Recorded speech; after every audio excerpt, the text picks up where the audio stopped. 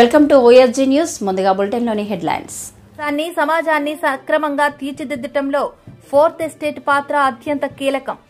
వైజాగ్ పటం club managing committee ఆధ్వర్యంలో దక్షిణ నియోజకవర్గ ఎమ్మెల్యే గోపాలపట్నం రామకృష్ణనగర్లో కొండ చర్యలు విరిగిపడిన ప్రాంతాన్ని పరిశీలించిన హోంమంత్రి. వాతావరణంలో వచ్చిన మార్పులే ఆకస్మిక వరదలకు కారణం సీఎం చంద్రబాబు. దొంగ కేసులు పెడుతూ అధికారం చలాయిస్తే తగిన మూల్యం చెల్లించుకుంటారు. దేశాన్ని సమాజాన్ని సక్రమంగా తీర్చిదిద్దడంలో ఫోర్త్ ఎస్టేట్ పాత్ర అత్యంత కీలకమని Andhra Pradesh film industries employees federation chairman, Upakara charitable trust అధినేత, సినీ నిర్మాత కంచాల అచ్యుతారావు అన్నారు. మంగళవారం విశాఖ పౌర గ్రంథాలయంలో ఆంధ్రప్రదేశ్ వర్కింగ్ జర్నలిస్ట్ ఫెడరేషన్ అనుబంధ సంస్థ, AP broadcast journalist association, Upakara charitable trust సంయుక్త ఆధ్వర్యంలో విశాఖ ఎలక్ట్రానిక్ మీడియా రంగంలో విశేష సేవలు అందిస్తున్న జర్నలిస్టులను, వీడియో జర్నలిస్టులను ఘనంగా సత్కరించారు. ఈ కార్యక్రమానికి ముఖ్య అతిథిగా హాజరైన కంచర్ల అచ్యుతారావు మాట్లాడుతూ ప్రజలకు నిర్భయంగా నిజాలు తెలియజేసే మీడియా అంటే ఎంతగానో అభిమానిస్తానన్నారు. విశాఖ ఎలక్ట్రానిక్ మీడియా రంగంలో విశేష సేవలు అందిస్తున్న Ramakrishna Rao, ABN staff reporter, Akkenna Naresh, Sakshi crime reporter, George 10 TV bureau chief, Appalaraju prime TV bureau chief, Gajam Vijay act news bureau chief, MSR Prasad GPTL bureau chief, Kilaparthi Peter Pradeep Swatantra TV regional coordinator, S Bhaskar Sankar Rao TV nine cameraman, Suresh NTV cameraman, KV Apparao TV five senior cameraman, Sarika Appalaswamy I news, Siriki Nookanaidu city cable news, video జర్నలిస్టులను, video జర్నలిస్టులను ముఖ్య అతిథి కంచర్ల అచ్యుతారావు, గడ్ల శ్రీనుబాబు, నారాయణ పూలమాలలతో సలువాలతో ఘనంగా సత్కరించి జ్ఞాపికలు బహుకరించారు. అనంతరం అతిథులను broadcast journalist association అధ్యక్షుడు ఈశ్వర్రావు, ప్రధాన కార్యదర్శి కెంతాడ మదన్లు గజమాలలతో సత్కరించి కృతజ్ఞతలు తెలిపారు. ఈ కార్యక్రమంలో సన్మాన గ్రహీతల కుటుంబ సభ్యులు, బ్రాడ్కాస్ట్ జర్నలిస్ట్ అసోసియేషన్ కమిటీ సభ్యులు, పలువురు జర్నలిస్టులు పాల్గొన్నారు. ఈ కార్యక్రమంలో ఏపీ బీజేఏ ప్రతినిధులు నాయుడు, నరసింగరావు, సురేష్, శేషు, మల్లా దేవిత్రీన, దిలీప్, డి రవికుమార్, శివప్రసాద్ తదితరులు పాల్గొన్నారు. అలాగే మదన్ గారికి, మిగతా కార్యవర్గ సభ్యులకు, అలాగే నా సోదరుడు, మరి ఎన్నో సంవత్సరాలుగా మా యొక్క అనుబంధం మరి ఈ రోజు కాదు. మరి నా సోదరుడి గంట శ్రీబాబు గారికి, అలాగే సీనియర్ పార్టీ నారాయణ గారికి, అలాగే ఇక్కడికి ఇచ్చేసిన నాగరాజ్ పట్నాయక్ గారికి, మరి ప్రసాద్ తదులకు, అలాగే పేరు పేరున ప్రతి ఒక్కరికి నా హృదయపూర్వక నమస్కారాలు, ధన్యవాదాలు తెలియజేసుకుంటున్నాను. మరి ఈ యొక్క భారతదేశంలో లేదా ప్రపంచంలో ఏ ఒక్క విషయం బయటకు తెలియాలన్నా అది ఒక జర్నలిస్ట్ ద్వారానే ఏ విషయమైనా బయటకు వస్తుంది. మరి అలాంటి జర్నలిస్ట్ తాలూకా జీవితాన్ని ఇది నేను ముందుగా చెప్తున్నా. అంటే నేను చాలా బయోపిక్లు నేను తీయాలని నిర్ణయం తీసుకోవడం జరిగింది. మరి నా యొక్క ఎస్ఎస్ఎల్ఎస్ క్రియేషన్స్ ద్వారా ఎంతమంది ప్రాబ్లమ్స్ని బయటికి తీస్తున్న జర్నలిస్ట్ తాలూకా కథనం ఆధారంగా తీసుకొని అతి త్వరలో మా ఎస్ఎస్ఎల్ఎస్ క్రియేషన్స్ ద్వారా ఎందుకంటే ఈరోజు ఎస్ఎస్ఎల్ఎస్ క్రియేషన్స్ స్థాపించింది 10 మందికి సేవ చేయాలని. నాకున్న బిజినెస్లో అది కూడా తోడైతే దాని మీద వచ్చిన మనీ కూడా ఎంతోమందికి ఉపయోగపడుతుందని ఒక ఆశ. మరి ఆ భగవంతుడు మరి నా ఇంట్లోనే ఒక హీరోని ఇవ్వడం అది నాకు ఎంతో శుభపరిణామం. మరి ఉపేంద్ర బాబు ద్వారా 8 సినిమాలు రూపకల్పన చేసి మరి ఒక సినిమాని ఆల్రెడీ రిలీజ్ చేయడం జరిగింది. మరి నేను ఉపేంద్ర బాబు ఫస్ట్ హీరోగా పరిచయం చేసినప్పుడు కంచెల సినిమాని అనౌన్స్ చేయడం జరిగింది. అది నా మొదటి సినిమా. ఆ రోజు నేను వేదిక మీద చెప్పాను, ఈ సినిమా రిలీజ్ అయిన రోజు నేను 10 లక్షల రూపాయలు జర్నలిస్టు ఫారం ఏదైతే ఉందో వాళ్ళకి నేను ఇస్తానని చెప్పని ఆ రోజు మాట ఇవ్వడం జరిగింది. ఆ ప్రకారంగానే ఆ 10 లక్షల రూపాయలు చెక్ని నేను ఏదైతే కంచెల సినిమా రిలీజ్ డేట్ రోజునే ఇవ్వడం అనేది జరుగుతుంది. ఎందుకంటే మరి నాకు చాలామంది సోదరులందరూ నాకు చెప్పారు, మీకు ఏదైతే అసోసియేషన్ ఉందో ఆ అసోసియేషన్ అకౌంట్ ఏదైతే ఉంటుందో ఆ అకౌంట్లో ఆ 10 లక్షల రూపాయలు నేను డిపాజిట్ చేస్తే ఏమవుతుందంటే దాని మీద అంటే అసలు అమౌంట్ అనేది వైజాగ్ పటం క్లబ్ మేనేజింగ్ కమిటీ ఆధ్వర్యంలో దక్షిణ నియోజకవర్గం ఎమ్మెల్యే శ్రీ వంశీకృష్ణ శ్రీనివాస్ కి క్లబ్ వారి ఆనవాయితీ ప్రకారం గౌరవ అధ్యక్షులుగా మరియు ఆ గౌరవ సభ్యునిగా మెంబర్షిప్ ఇవ్వడం జరిగింది. ఈ సందర్భంగా దక్షిణ నియోజకవర్గంలో ఉన్న 500 మంది నిరుపేద మహిళలకు చీరలను ఎమ్మెల్యే వంశీకృష్ణ శ్రీనివాస్ గారి చేతుల మీదుగా పంపిణీ చేశారు. అదేవిధంగా విజయవాడలో వరద బాధితుల సహాయార్థం ₹1,00,000 సీఎం రిలీఫ్ ఫండ్ కు ఎమ్మెల్యే గారికి అందజేశారు. అనంతరం క్లబ్ సభ్యులు గజమాల వేసి శ్రీకృష్ణ పరమాత్మ విగ్రహం అందజేసి ఘనంగా సన్మానించారు. ఈ సందర్భంగా వంశీకృష్ణ శ్రీనివాస్ గారు మాట్లాడుతూ క్లబ్ వారు మరిన్ని సేవా కార్యక్రమాలు అందించాలని తెలియజేశారు. ఈ కార్యక్రమంలో క్లబ్ పెద్దలు తాతాజీ గారు, రాజుపాత్రుడు గారు, విష్ణుమూర్తి గారు, వాసు గారు, శ్రీనివాస్ గారు, కృష్ణంరాజు గారు, భరత్ గారు, స్థానిక కార్పొరేటర్, మాజీ కార్పొరేటర్లు, కూటమి శ్రేణులు పాల్గొన్నారు. ఆనరీ మెంబర్షిప్ కూడా మీరు ఇవ్వడం జరిగింది.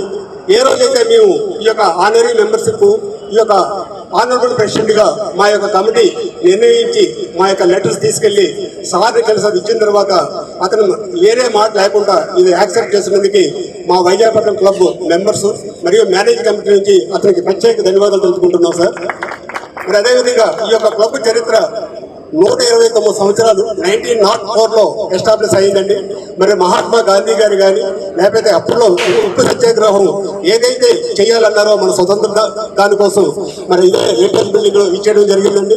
ఏదైతే హెరిటేజ్ బిల్డింగ్ ఉన్నదో ఆ యొక్క హెరిటేజ్ బిల్డింగ్ గ్రౌండ్ ఫ్లోర్ ఏమొచ్చి it is belongs to Vizagapatnam club sir. మరి అదేవిధంగా ఫస్ట్ ఫ్లోర్ ఏదైతే ఉన్నదో అది జీఎంసీ చెందుతుందండి.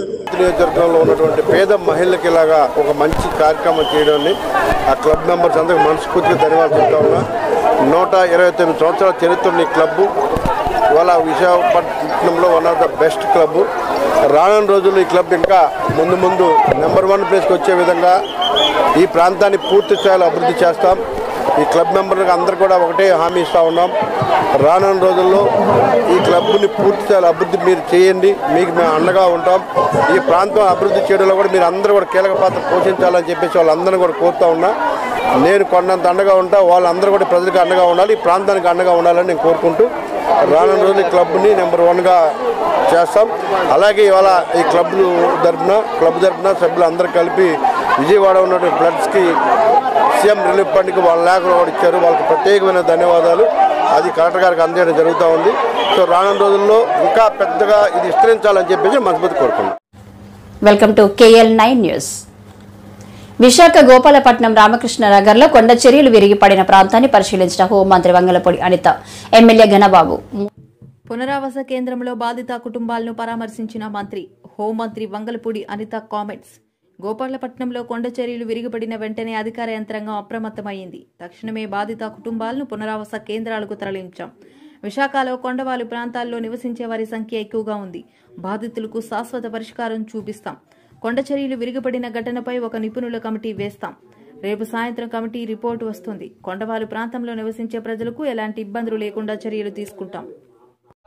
మొన్న వర్షాల కారణంగా విశాఖపట్నంలోని ఏదైతే ల్యాండ్ స్లైడింగ్ జరిగిందో ఇక్కడ మన వెస్ట్ నియోజకవర్గం అదేవిధంగా రామకృష్ణనగర్లో మనకు ల్యాండ్ స్లైడింగ్ జరిగింది. విషయం ఏంటంటే అదృష్టవశాస్తు ఎవరు కూడా ప్రాణహాని లేకుండా ముందే మనం అందరం కూడా రిలైజ్ అవ్వటం, ఆ ల్యాండ్ స్లైడ్ జరుగుతున్నప్పుడు కూడా ఎమ్మెల్యే గారు కూడా దగ్గర ఉండటం, ఇమీడియట్ గా అధికార యంత్రాంగాన్ని అంతటినీ కూడా అలర్ట్ చేసి అధికార యంత్రాంగం మొత్తం అంతా వచ్చి అక్కడ ఏదైతే హౌసెస్ ఉన్నాయో హౌసెస్ లో ఉన్న వాళ్ళందరినీ అంటే ఒక రో 10 హౌసెస్, ఆ పైన ఇంకొక 10 హౌసెస్, మొత్తం ఒక 20 హౌసెస్ అక్కడ ఇమీడియట్ గా మనకి ఎఫెక్ట్ అవుతాయేమో అని భయపడి ముందు ఇమీడియట్ గా వాళ్ళందరినీ తీసుకొచ్చి ఇక్కడ రీహాబిలిటేషన్ సెంటర్లో మన మొత్తం అందరూ కూడా మన అధికార యంత్రాంగం అదేవిధంగా ఎమ్మెల్యే గారు అందరూ కూడా ఇక్కడ పెట్టడం జరిగింది. అయితే ఇందాక మన ఎమ్మెల్యే గారు చెప్పినట్టుగా విశాఖపట్నం ఎంత బ్యూటిఫుల్ సిటీగా ఉంటుందో అదేవిధంగా ఇక్కడ కొండవాళ్ళు ప్రాంతాల్లో ఎక్కువ మంది నివాసం ఏర్పాటు చేసుకోవడం అనేది నాకు తెలిసి స్టేట్ లెవెల్లోని వైజాగ్లో ఉన్నంత ఎక్కువ కొండవాళ్ళు ప్రాంతాల్లో ఇంకెక్కడ ఉండరేమో. అటు ఆరులోవా ఏరియా అటువైపు చూసుకున్నా, ఇటు గోపాలపట్నం ఏరియా చూసుకున్నా, మనకు అటువైపు గాజువాకలో కొంత ఏరియా చూసుకున్నా, ఇలాంటి ఏరియాస్లో చాలా మంది కొండవాళ్ళు ప్రాంతాల్లోని నివసించి అక్కడ కూడా నివసించిన వాళ్ళందరూ కూడా ఏంటంటే పేదరికంలో ఉన్న వాళ్ళు రోజువారీ కూలీ చేసుకొని ఆ కూలీ డబ్బులతో వచ్చిన డబ్బులతోని పైసా కూడబెట్టుకుని ఆ ఇల్లులు కూడా కన్స్ట్రక్ట్ చేసుకునే పరిస్థితి, కొంతమందికి గవర్నమెంట్ దగ్గర నుంచి కూడా కొంత మేరకు సహాయ సహకారాలు అంది ఇల్లులు కూడా కట్టుకోవడం జరిగింది. ఈ రోజు నేను ఇక్కడికి వచ్చిన తర్వాత వాళ్ళందరూ పరిస్థితి ఎలా ఉందంటే వాళ్ళ ఇంట్లోకి వెళ్ళాలా, మళ్ళా వెళ్ళగలమా, ఇంట్లోకి వెళ్ళి మేము అందులో జీవనం కొనసాగించగలమా అని ఒక భ్రమలోని నిజంగా ఒక దయనీయమైన పరిస్థితిలో వాళ్ళందరూ కూడా ఉండటం నిజంగా చాలా బాధ అనిపించింది. వాళ్ళందరికీ కూడా కంపల్సరీగా ఒక శాశ్వత పరిష్కారం అనేది ఇవ్వాలి.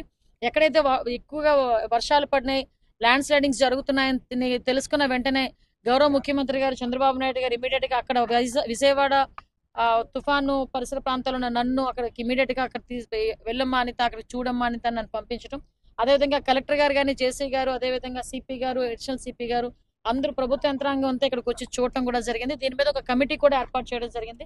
R&B డిపార్ట్మెంట్ అదేవిధంగా ఆంధ్ర యూనివర్సిటీలో ఒక టెక్నికల్ డిపార్ట్మెంట్ నుంచి ఒక రిటైర్డ్ పర్సన్ ని, అదేవిధంగా అన్ని జీవీఎంసీ వాళ్ళు, అదేవిధంగా మనకి రెవెన్యూ డిపార్ట్మెంట్ వాళ్ళు అందరూ కలిసి ఒక కమిటీ ఏర్పాటు చేసుకోవడం జరిగింది. ఆ కమిటీ రిపోర్ట్ రేపు ఈవినింగ్ వస్తుంది. రేపు ఈవినింగ్ కమిటీ రిపోర్ట్ వచ్చిన తర్వాత సాయిల్ టెస్ట్ కూడా జరిగిన తర్వాత ఫర్దర్ గా ఇబ్బంది లేదు అనుకుంటే ఏం చేయాలి, ఫర్దర్ గా ఇబ్బంది ఉందనుకుంటే ఎలాగ మనం వేఅవుట్ చూడాలి, ఈ రెండు కూడా అధికారులతో అదేవిధంగా ఎమ్మెల్యే గారితో చర్చించి ఇక్కడున్న వీళ్ళందరికీ కూడా ఒక శాశ్వత పరిష్కారం తీసుకునే దిశగా గవర్నమెంట్ ముందుకెళ్తుంది. అదేవిధంగా ఇప్పుడు ఈ విపత్తుల శాఖలో కూడా కంపల్సరీగా ఏదైతే ఈ ప్రాబ్లమ్స్ ఏదైతే ఉన్నాయో, కొండవాళ్ళ ప్రాంతాల్లో ఏదైతే ప్రాబ్లమ్స్ జరుగుతాయో, ఎందుకంటే ఈ డ్రైనేజ్ సిస్టమ్ సరిగా లేకపోయినా ఏమి ఇబ్బంది వచ్చినా అక్కడ మట్టి కొంచెం ఈ వాటర్ తో పాటు బయటకు వచ్చి కొంచెం సాయిల్ కూడా లూజ్ సాయిల్ అయ్యి ఇబ్బందులు ఎదుర్కొంటున్నాం. దీనికి ఎటువంటి శాశ్వత పరిష్కారం ఇవ్వాలి, రిటైనింగ్ వాల్స్ ఎక్కడెక్కడ మనం కట్టాలి, ఈవెన్ ఐరన్ మెసెస్ ఏదైనా మనం చేయగలిగితే ఎలా చేయాలి ఏంటన్నది ఒక సమగ్రమైన నివేదిక తెప్పించుకొని ఈ కొండవాళ్ళ ప్రాంతాల్లో ఉన్న ప్రజలు ఇబ్బంది పడకుండా, ప్రాణ నష్టం జరగకుండా, ఆస్తి నష్టం జరగకుండా చూసుకునే బాధ్యత కూడా గవర్నమెంట్ తీసుకుంటుంది. ఈ విషయమే ఇక్కడ నివేదికను తీసుకుని గౌరవ సీఎం గారికి కూడా సబ్మిట్ చేసి గౌరవ సీఎం గారి ఆదేశాల మేరకు ఇక్కడ ఎవరికి కూడా ఇబ్బంది లేకుండా చూసుకునే బాధ్యత కూడా మేము తీసుకుంటామని మీ అందరికీ కూడా తెలియజేస్తాం. జగన్మోహన్ రెడ్డి ఏ నోటుతో మ్యాన్ మేడ్ డిజాస్టర్ అన్నాడు. నిజంగా మ్యాన్ మేడ్ డిజాస్టరే, అది జగన్ మేడ్ డిజాస్టర్ అనమాట.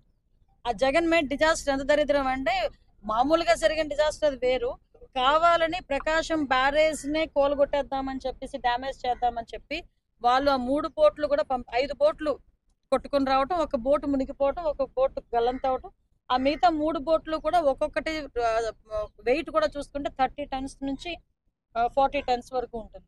అంటే అటువంటి వెయిట్ ఉన్నది మనకి స్ట్రైట్ అవే పిల్లర్ కి కనుక ఎక్కడైనా కొట్టుంటే కనుక మనకు చాలా డ్యామేజ్ అయ్యింది. అది కంప్లీట్ గా వైఎస్ఆర్సీపీ రంగులు వేసుకున్నది. వైఎస్ఆర్సీపీ రంగులు వేసుకుంటే మనం ఎలాగ మీరు చేయొచ్చు మేడం అనొచ్చు. వైఎస్ఆర్సీపీ రంగులు ఎందుకు వేసుకున్నారంటే ఇంతకు ముందు గవర్నమెంట్ లో వైఎస్ఆర్సీపీ రంగులు ఎక్కడైనా ఉంటే అది పేటెంట్ రైట్ అనమాట, ఏ ఏదో పని చేయడానికైనా. సో వాళ్ళందరూ ఆ బోట్లోని ఇసుక వ్యాపారం చేసేవారు ఉత్తరాయణపాను రేవు వైపు. అక్కడ నుంచి ఇక్కడికి తీసుకొచ్చి వాళ్ళందరూ కూడా ఇలాంటి డ్యామేజ్ చేయడానికి చూసారు. కానీ ఒకటి ప్రజలందరూ గమనించుకోవాలి, ప్రజల ప్రాణాలని కూడా లెక్క చేయకుండా ప్రజలు పోతే ప్రాణాలు పోతే పోనీలే అని చెప్పి కావాలని గవర్నమెంట్ మీద బురద జల్లడానికి ప్రయత్నం చేసిన Jaganmohan Reddy and co batch ని మాత్రం ఏం చేయాలన్నది ప్రజలే ఆలోచించుకోవాల్సిన అవసరం ఉంది. వాళ్ళ మీద అన్ని రకాలైన చర్యలు కూడా తీసుకుంటారు. వాతావరణంలో వచ్చిన మార్పులే ఆకస్మిక వరదలకు కారణమని సీఎం చంద్రబాబు అన్నారు. కోడూరులో 2 రోజుల్లోనే 50 సెంటీమీటర్ల వర్షం పడింది అని అన్నారు. గత వైసీపీ ప్రభుత్వం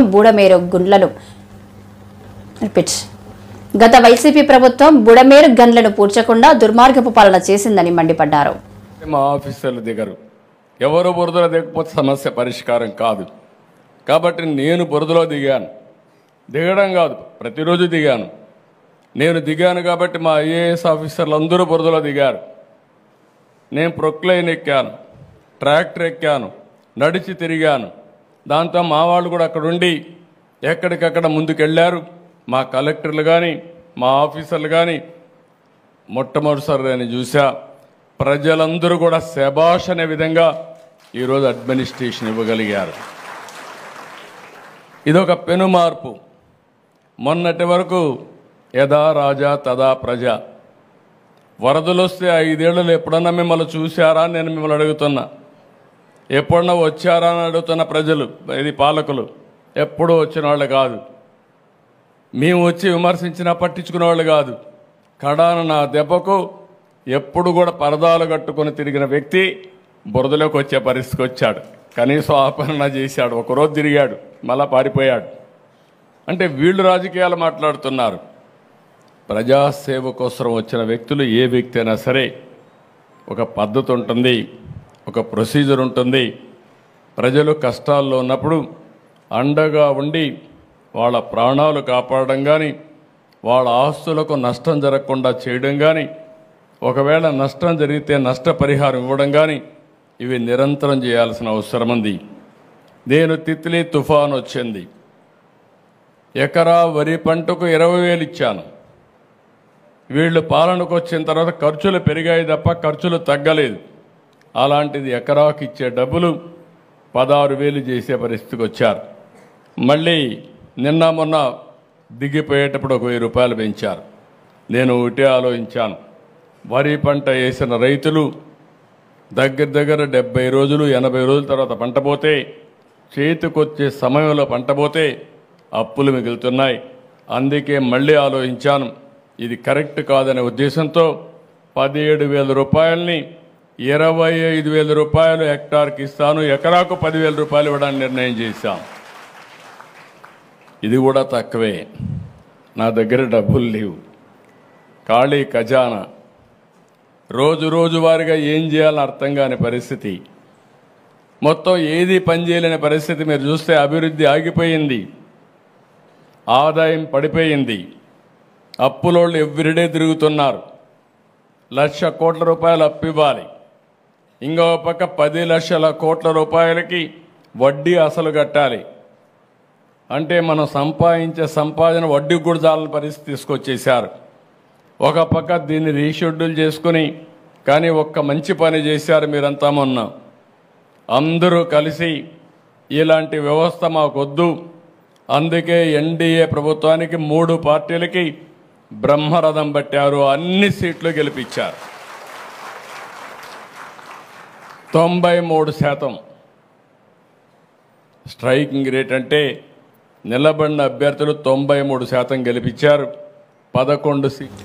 దొంగ కేసులు పెడుతూ అధికారం చెలాయిస్తే తగిన మూల్యం చెల్లించుకుంటారని జగన్ హెచ్చరించారు. గతంలో టీడీపీ నేత పట్టాభి సిట్టింగ్ సీఎం అయిన నన్ను బోసిడీకే అని దూషించారు. అందుకే మా కార్యకర్తలకు కోపం వచ్చి టీడీపీ ఆఫీసు వద్ద ధర్నా చేశారు.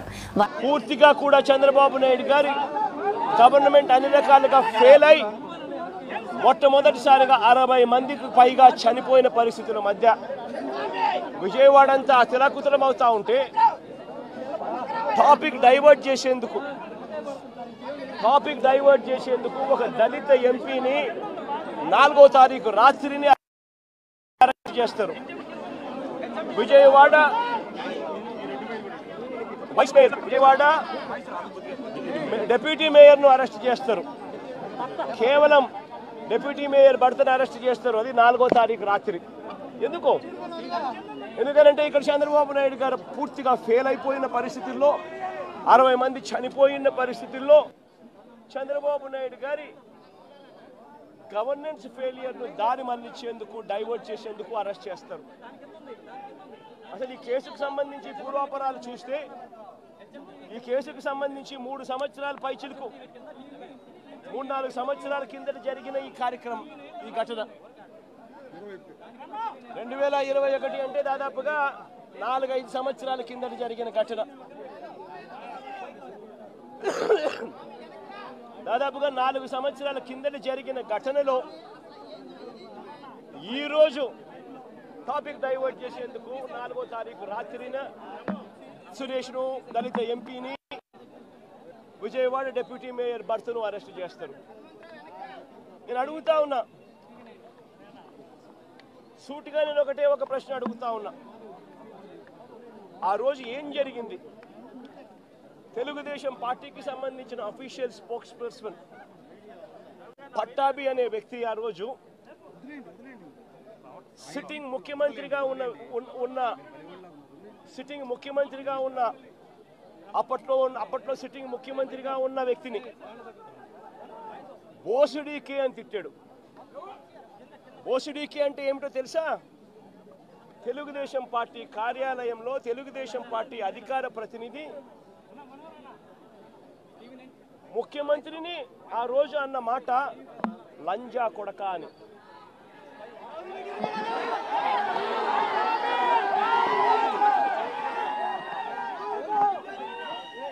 నిజంగా ఆ మాదిరిగా ఒక వ్యక్తి తిడితే రాష్ట్ర వ్యాప్తంగా ఆ ముఖ్యమంత్రిని ప్రేమించే వాళ్ళు, వైఎస్ఆర్ కాంగ్రెస్ పార్టీని అభిమానించే వాళ్ళు, రాష్ట్ర వ్యాప్తంగా ఉన్న వాళ్ళందరికీ కూడా కడుపు మండదా? ఎవరైనా చెబితేనే వాళ్ళు వచ్చి చేస్తారా?